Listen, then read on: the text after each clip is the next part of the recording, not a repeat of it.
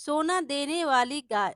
बहुत पुरानी बात है। एक गांव में माधव नाम का एक किसान रहता था। वह अपनी पत्नी गीता और उसके बेटे मोनू के साथ रहता था। मोनू पैदाइशी विकलांग था, वह चल नहीं सकता था। लेकिन माधव और गीता उसको बहुत प्यार करते थे। उनके पास खेत का छोटा सा टुकड़ा था। पिछले 3 साल से बारिश न होने के कारण उस गांव में अकाल पड़ा था। इसीलिए उन्हें जीने की जदोजहद करनी पड़ रही थी। माधव दिन भर मजदूरी करके अपने परिवार का पेट पालता, लेकिन आमदनी कम होने के कारण उनका खर्च नहीं चलता था। फिर एक दिन गीता कहती है, ए जी सुनते हो, घर में पकाने के लिए कुछ भी नहीं बचा है।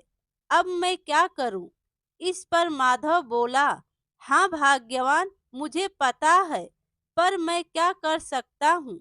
फिर गीता बोली, अगर तुम बुरा ना मानो तो मैं एक बात कहूँ। माधव ने पूछा, बोलो बोलो क्या बात है। फिर गीता ने कहा, हम एक काम करेंगे, मेरे कुछ गहने गिरवी रख कर हम एक गाय खरीदते हैं। उस गाय से हम दूध बेचेंगे और घी भी बनाएंगे। माधव झट से बोला, अरे यह तो अच्छा आइडिया है, हम कल ही शहर जाकर नई गाय खरीदेंगे। अगले दिन माधव उसकी पत्नी गीता और मोनू को साथ लेकर शहर जानवरों के मेले गए। मोनू माधव के कंधे पर बैठ गया और गाय के एक व्यापारी के पास जाकर माधव ने पूछा, सेठ जी यह गाय कितने की है? तो इस पर सेठ जी बोले, पूरे 25,000। यह गाय बहुत दूध देती है ना, इसीलिए पूरे 25,000। माधव ने फिर कहा, लेकिन हमारे पास तो इतने पैसे नहीं हैं, क्या आप 10,000 में देंगे? सेठ जी गुस्सा हो गए और गुस्सा होकर बोले, शर्म नहीं आती तुम्हें? 10,000 रुपए में गाय मांगने आए हो? अगर तुम्हारी औकात नहीं तो फिर यहाँ आए क्यों हो? चले जाओ यहाँ से।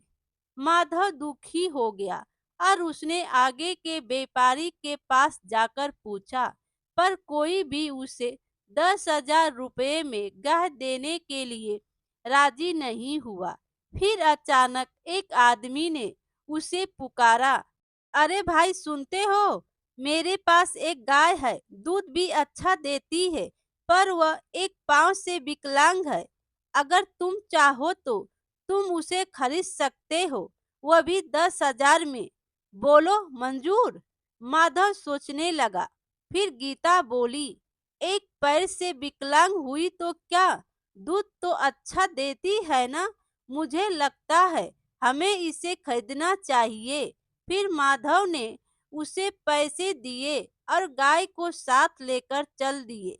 माधव ने अपने बेटे मोनू को कंधे पर उठाया और गाय गीता के साथ अपने 3 पैरों पर चलने लगी।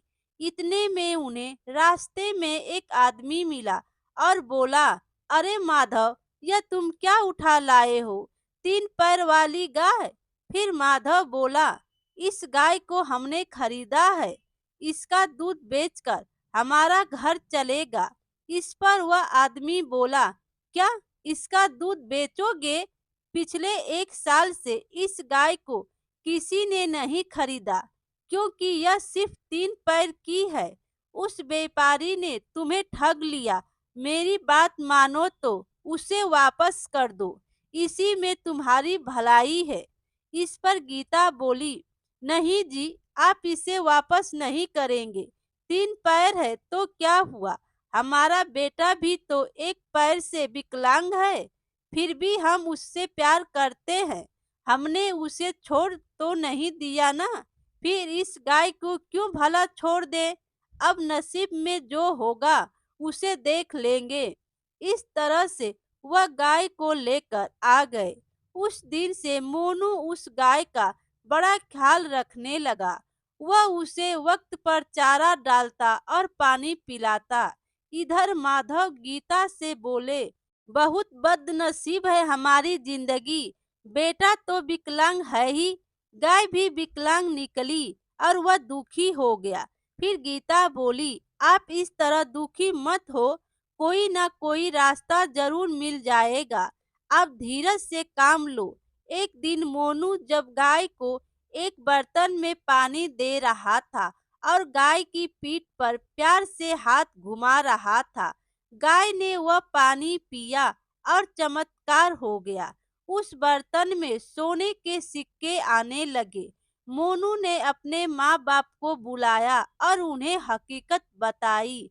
माधव और गीता यह देखकर बहुत खुश हुए। माधव वो सिक्के लिए और शहर जाकर 5 भैंस खरीद लाया और उसका दूध बेचने लगा।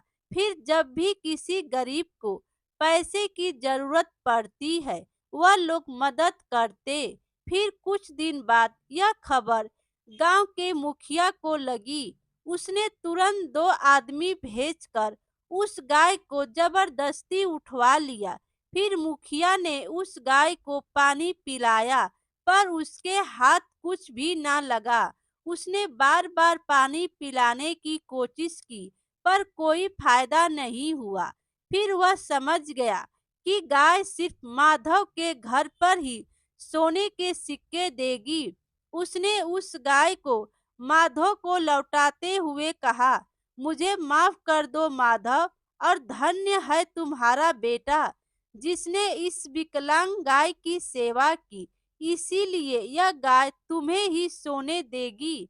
मैंने उसका लाभ उठाना चाहा, यह मेरी भूल थी। एक का नेकी का फल दूसरा कोई भी नहीं उठा सकता। मुझे माफ कर दो। फिर उस गाय को पाकर माधव और उसका परिवार खुशी खुशी रहने लगा। मेरे प्यारे दोस्तों, कहानी अच्छी लगी हो तो लाइक कीजिए और अपने दोस्तों में भी शेयर कीजिए, और चैनल पर नए हो तो चैनल को सब्सक्राइब कीजिए। Thank you.